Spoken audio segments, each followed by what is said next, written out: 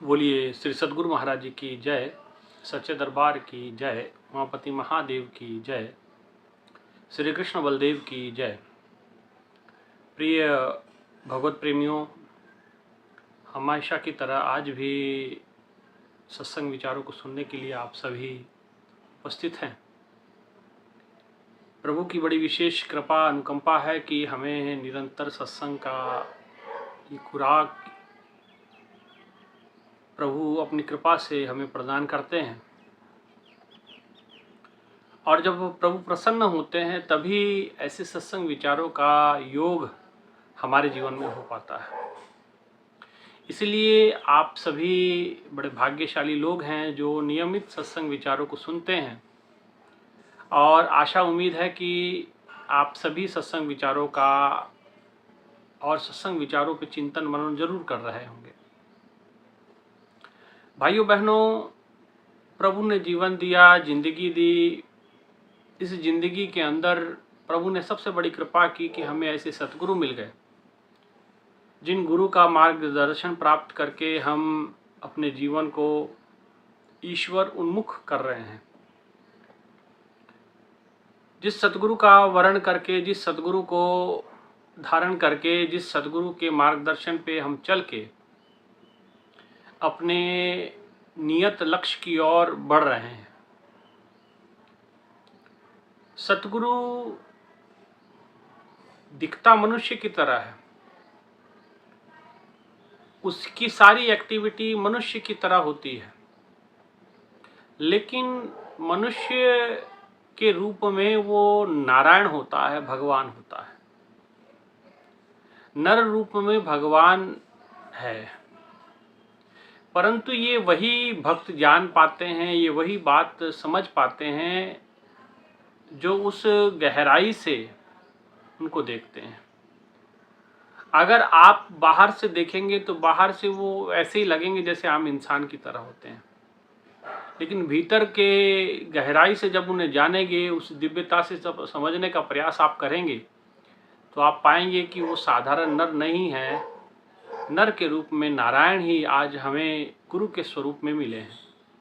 इसलिए भक्त को चाहिए कि ऐसे नारायण स्वरूपी सतगुरु जब हमारे जीवन में आए तो उनके एक एक वचनों का हम पालन करें, वचनों के अनुसार अपने जीवन को चलाएं, उनके वचनों के अनुसार अपने जीवन को ईश्वर उन्मुख करवाएं, क्योंकि गुरु का, सतगुरु का एक एक वचन पत्थर पे लकीर होता है। गुरु ने जो कह दिया वो पूर्ण होना ही होना होता है।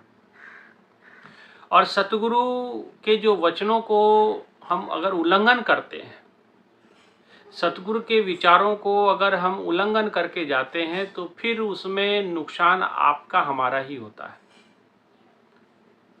इसलिए सतगुरु चाहते हैं कि उसका प्रत्येक शिष्य उस ऊंचाई को प्राप्त करे, उस बुलंदियों को प्राप्त करे, और इसके योग्य वो सतगुरु शिष्य को बनाने का प्रयास निरंतर उनका रहता है। सतगुरु किसी शिष्य को छोटा और बड़ा नहीं आंकते। सतगुरु किसी शिष्य को ऊंचा और नीचा नहीं मानते। सतगुरु के नजरों में सब एक होते हैं, एक जैसे होते हैं, और वो सब पे कल्याण करते हैं, और इसीलिए धरती पे आते हैं। इसलिए भाइयों बहनों, हमें चाहिए कि हम सतगुरु के वचनों पे, सतगुरु के विचारों के ऊपर चिंतन करें, मनन करें, उनकी साधना में रत हों, उनके दिए हुए मार्गदर्शन में, उनके बताए हुए विचारों पे हम अपने जीवन पे लागू करें और अपने जीवन को गुरु अनुरूप बनाएं। ठीक है, संसार में जिस समय हम रहते हैं तो हमें बहुत सारे संघर्षों से गुजरना पड़ता है। संघर्ष मानसिक भी हो सकता है, संघर्ष शारीरिक भी हो सकता है, संघर्ष आर्थिक भी हो सकता है, लेकिन आप अपने आप पे विश्वास रखें और आप सतगुरु पे विश्वास रखें। आप कर सकते हैं, ये विश्वास आपको होना चाहिए, और सतगुरु सदैव साथ हैं, ये विश्वास हमें गुरु पे होना चाहिए। और जिसके जीवन में ये दोनों चीजें होती, जिसको अपने ऊपर सेल्फ कॉन्फिडेंस होता है और सतगुरु के वचनों पे पूर्ण विश्वास होता है, उनके एक एक कर्म के ऊपर, एक एक वचनों के ऊपर जिसको दृढ़ता है, तो ऐसे भक्त के लिए किसी भी प्रकार का संघर्ष नहीं है, अपितु उस संघर्ष को भी वो सीढ़ी बना करके अपने लक्ष्य की ओर वो अग्रसर हो जाता है। इसलिए भाइयों बहनों, जीवन में किसी भी प्रकार का संघर्ष आए, शारीरिक आए, तो ऐसे अनेकों उदाहरण इतिहास में आपको देखने को मिलते हैं जिनकी शारीरिक अक्षमता भी उनके लिए प्रभु ने कृपा की, प्रभु ने दया की, और उस शारीरिक अक्षमता पे भी के होने के बावजूद भी उन्होंने अपने जीवन में परम लक्ष्य को प्राप्त किया। आर्थिक रूप से भी तंग होने के बावजूद भी लोगों ने उस भक्ति की परम धाम तक की यात्रा लोगों ने की, उन महापुरुषों ने की। सामाजिक शोषण भी उनका बहुत अधिक हुआ, कई संतों का ऐसा हुआ। यूं तो आप जितने अवतार देखेंगे, चाहे भगवान बुद्ध का अवतार ले लीजिए, भगवान महावीर के जितने 24 तीर्थंकर हुए हैं, प्रभु श्री राम हुए हैं, चाहे श्री कृष्ण जी हुए हैं, चाहे वो सारे ही राजा के ही पुत्र रहे हैं। 98% मुझे जितने अवतारों की चर्चा जो आती है उसमें तकरीबन सब राजा के ही पुत्र हैं। लेकिन अगर संतों की ओर नजर डालेंगे तो संत जितने हुए हैं वो कहीं ना कहीं जपी तपी, संतोखी, बैरागी, और उनके जीवन में अथाह संघर्ष रहा है। भगवान बुद्ध अपने जीवन की सत्यता को समझने के लिए संसार का त्याग करते हैं, और सिद्धार्थ से भगवान बुद्ध में परिवर्तित होते हैं। तो सिद्धार्थ से लेकर के भगवान बुद्ध की जो यात्रा है वो सरल नहीं है, अनेकों प्रकार के पड़ाव से उनको गुजरना पड़ा। ऐसे ही हम लोगों की जो नर से नारायण बनने की जो प्रक्रिया है, जो यात्रा है, वो सहज नहीं हो सकती, वो सरल नहीं हो सकती। उसमें आपको बहुत कुछ करना पड़ता है, बहुत कुछ सहना पड़ता है, बहुत कुछ समझना पड़ता है, और उसके लिए हमें तत्पर अपने आप को तैयार करना पड़ता है। अगर आप अपने आप को तैयार कर लेते हैं, अपने आप को वैसा ढाल लेते हैं गुरु के वचनों के अनुसार, अगर आप देखिए, ये भी बात समझने लायक है, भगवान बुद्ध ने जितनी तपस्या की लेकिन उनके शिष्यों को इतने नहीं करना पड़ा। जैसे आप उदाहरण सुनते हैं बल्ब का, कहते हैं कि बल्ब बनाने में बड़ा मेहनत लगा। वो जिस समय बल्ब बना रहे थे एडिक्शन, तो कितने बार वो फेल हुए होंगे उसकी कोई गिनती नहीं। और बल्ब बनाने में उसको 20 साल लग गए, ऐसा मैंने कहीं किताबों में पढ़ा। अब कंफर्म समय ड्यूरेशन तो नहीं मैं बता सकता, लेकिन काफ़ी समय उसमें लगा। अब बल्ब बनाने के लिए इतना समय लग गया, लेकिन आज आपको अगर घर पे रोशनी करनी है तो बल्ब आप 20 साल नहीं लगेंगे। आप बल्ब जाएंगे 10 रुपए का खरीदेंगे और अपने घर में होल्डर में लगाएंगे, बटन चालू करेंगे, बिजली और रोशनी आपके घर में आ जाएगी। तो आपको इतनी तपस्या नहीं करनी पड़ती।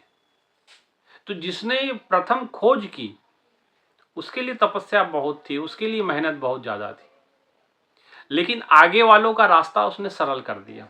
तो भगवान बुद्ध ने जो जीवन में कठिनाइयों को झेला, महापुरुषों ने जिन तपस्याओं को किया, और जिन तपस्याओं के कारण और उनको पता चल गया कि सत्यता क्या है, सच्चाई क्या है, और उस सत्य को उन्होंने ज्यों का त्यों समाज में रोपित किया, रखा। और जो उनका अनुकरण करने वाले उनके अनुयायी थे, उनके शिष्य थे, जो सच्चे अनुयायी थे, उन्होंने वैसा का वैसा अनुकरण किया। तो वो कठिनाई जो उनको हुई थी भगवान बुद्ध को, या तो वो कठिनाई उनके शिष्यों को नहीं हुई, है ना। इसीलिए कहा गया, भगवान शिव माता उमा से कहते हैं कि उमा कहूँ मैं अनुभव अपना, सत हरि भजन जगत सब सपना। उन्होंने अपना अनुभव शेयर किया माता उमा के साथ, माँ पार्वती को। अब ये माँ पार्वती को जो अनुभव वो बता रहे हैं, तो ये अनुभव केवल माँ पार्वती के लिए नहीं है, हम सब के लिए है। वो कहते हैं कि उमा कहूँ मैं अनुभव अपना, जो ये अनुभव मैं अपना बता रहा हूँ ये सच है, और सत्य हरि भजन जगत सब सचना। प्रभु का भजन मात्र सच्चाई है, ईश्वर में सच्चाई है, बाकी सब मिथ्या है। ईश्वर सत्यम जगत मिथ्या। कुछ लोग ऐसे होते हैं, एक महापुरुष की एक अपने आप को बहुत बड़े विचारक कहते हैं, लेकिन अब अपने मानने पे निर्भर करता है, मानने वाले उनको जो भी माने। अब वो कहते हैं कि ईश्वर मिथ्या है और जगत सत्य है। अब भाई वो किस हिसाब से मान रहे हैं उनका वो समझें, लेकिन हमारे समस्त धार्मिक पुराणों में महापुरुषों ने उस आद सत्य की बात की है। आद सच जुगाद सच है भी सच, नानक होसी भी सच। अभी भी सत्य है, पूर्व में भी सत्य था, भविष्य में भी सत्य रहेगा। आप रहे ना रहे, वो सत्य हमेशा सदैव चला आ रहा है। और जो उसके अनुगामी हैं और जिसने उसको प्राप्त किया, और जब उसने प्राप्त करके लोगों को बताया, लोगों को जनाया, जिन्होंने उनका अनुसरण किया, उन्होंने तो उस लक्ष्य को प्राप्त कर गए। लेकिन जो केवल नुक्ताचीनी करते रहे, तार्किकता में फंसे रहे, बुद्धि के स्तर पे उनको जानने का प्रयास किया, तो उनके लिए वो चीज़ें, वो प्राप्ति संभव नहीं थी। क्योंकि ईश्वर को प्राप्त करने के लिए सतगुरु का अनुकरण बड़ा जरूरी है। सतगुरु के अनुसार आपको अपने जीवन को ढालना बड़ा जरूरी हो जाता है। इसलिए भाइयों बहनों, हमें सतगुरु की शरण को प्राप्त करना होगा और गुरु के कहे अनुसार अपने जीवन को बनाना पड़ेगा। अगर आप अपने जीवन के कल्याण को प्राप्त करना चाहते हैं, अपने जीवन की सार्थकता को चाहते हैं, तो सतगुरु के एक एक वचनों को आपने सिरोधार्य करना पड़ेगा। किंतु परंतु नहीं होगा, उसमें आपको लाभ हानि नहीं देखना है, बुद्धि के स्तर पे नहीं सोचना है, उसको आत्मा के स्तर पे, आध्यात्मिकता के स्तर पे आपको समझना है। प्रभु की भक्ति करते समय, सतगुरु के मार्ग पे इस चलते समय बहुत सारी परेशानियों का सामना, संघर्षों का सामना हमें करना पड़ता है। मैंने पहले ही बताया कि जैसे सामाजिक संघर्ष बहुत ज़्यादा होता है, और फिर भक्तों के जीवन में आर्थिक संघर्ष भी रहा। मैंने देखा बहुत सारे लोग आते हैं, भक्त आते हैं, और वो अपनी समस्या बताते हैं, तो वो वही कहते हैं कि भाई हम भक्ति क्या करें, हमारे जीवन में तो इस चीज़ का अभाव है, और अभाव में हम कैसे परमात्मा की प्राप्ति करें। धन का अभाव है, परिवार इतना बड़ा है, भाइयों बहनों कोई फर्क नहीं पड़ता। अगर आपके पास धन की कमी है, तो भगवान राम ने धन का त्याग करके, संसार का त्याग करके उन्होंने बताया कि इसमें सब कुछ प्राप्ति नहीं है, धन की प्राप्ति में सब कुछ नहीं है।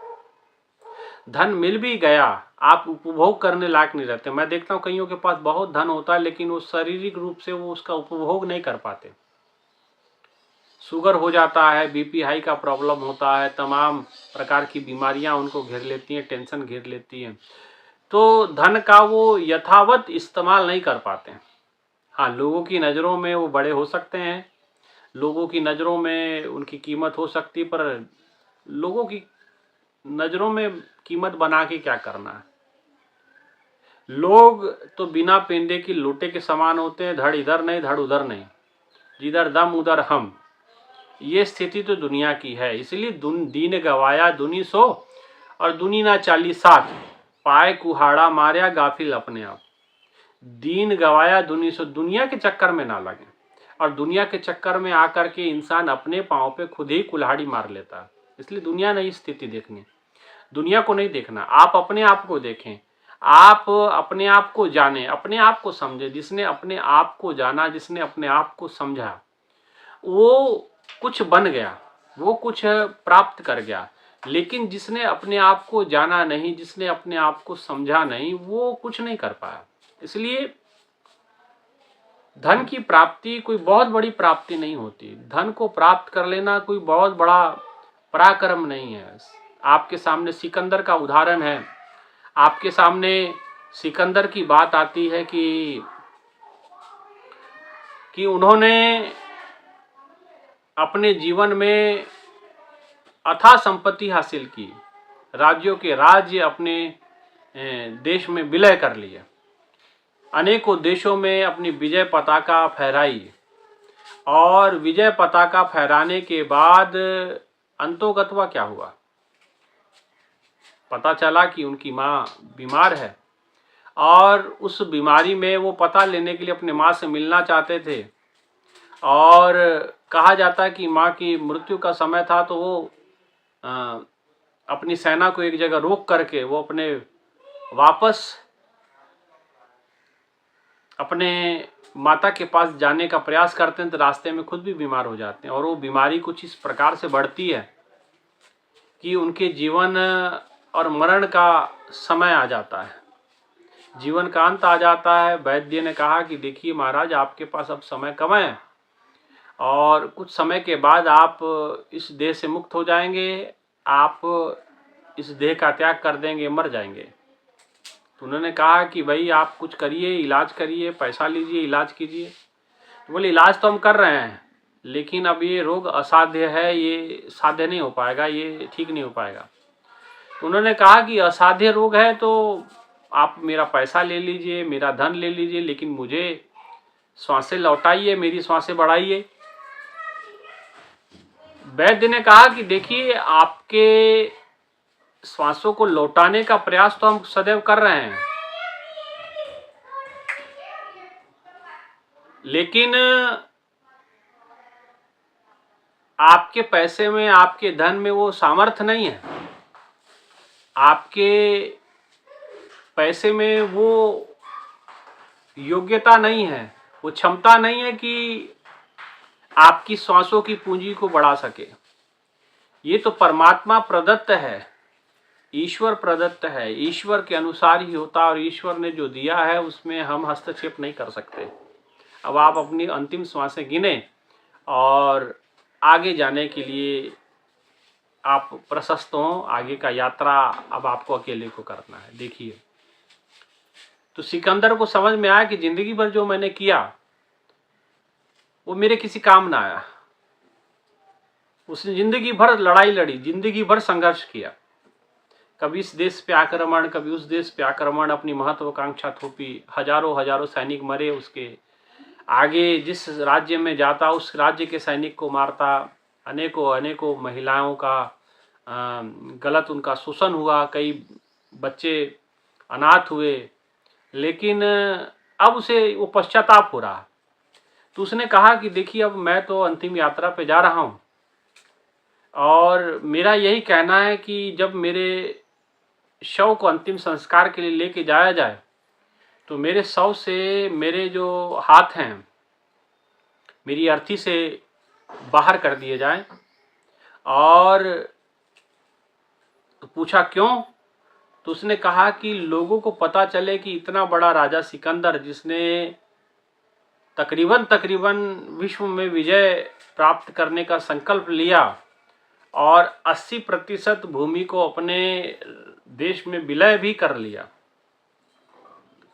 लेकिन इतना बड़ा सिकंदर जिस समय मरा, तो यह संसार से जब वो गया तो हाथों में था कुछ नहीं, खाली हाथ था।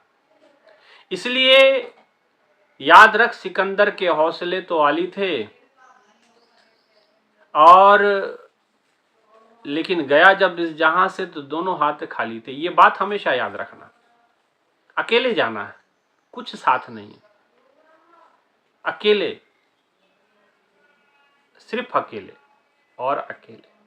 आप कल्पना कीजिए, जितने संगी साथी है कोई साथ नहीं होगा, अकेले यात्रा। और जहां जाना है वहां का भी विचार कर लीजिए, वहां के बारे में भी सोचिए। अकेले बढ़ना है आगे, कोई साथ नहीं है, सब अकेले ही रहना है।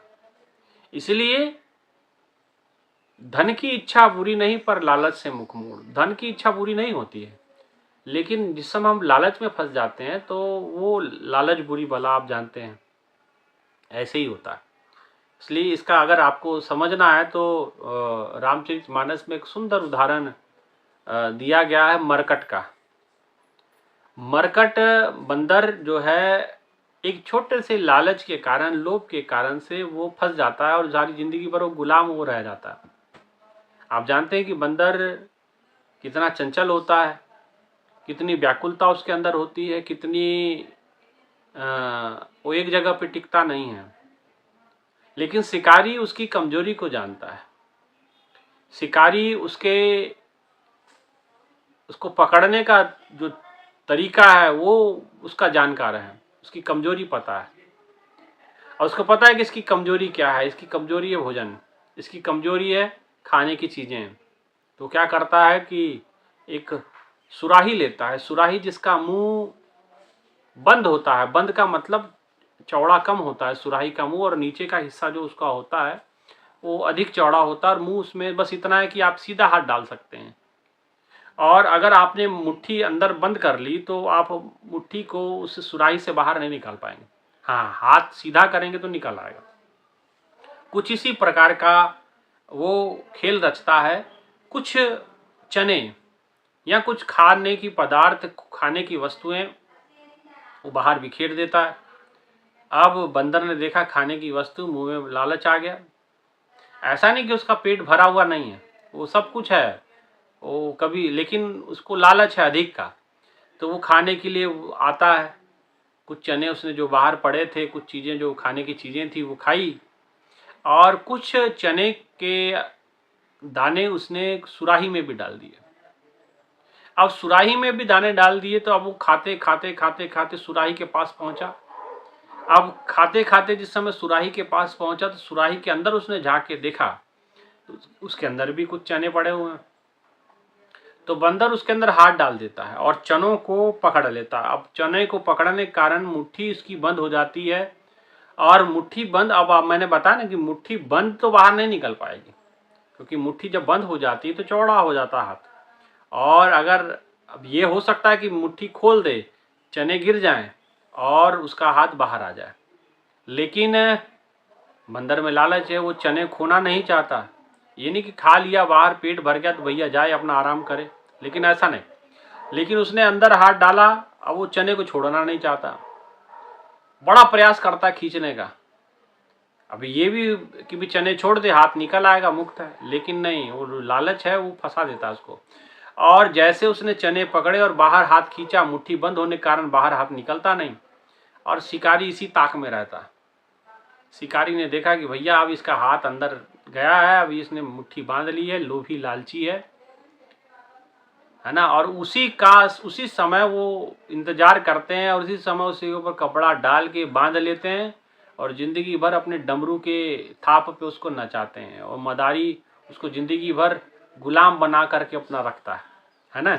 और किस कारण से? एक जरा से चनों के कारण से, जरा से खाद्य पदार्थ के कारण से। तो यही स्थिति इंसान के साथ भी, जरा से लालच के कारण वो जिंदगी भर गुलाम हो जाता है। जैसे बंदर गुलाम हो गया, हम भी अधीन हो जाते हैं। जरा से लोभ, जरा से लालच के कारण अपने जीवन का जो बहुमूल्य समय है हम गवा देते हैं। इसलिए भाइयों बहनों, आर्थिक तंगी कोई फर्क नहीं पड़ता। भगवान को दीन बंधु कहा गया। दीन बंधु का मतलब जो दीनों का है, गरीबों का है, गरीब नवाज कहा जाता है उसे।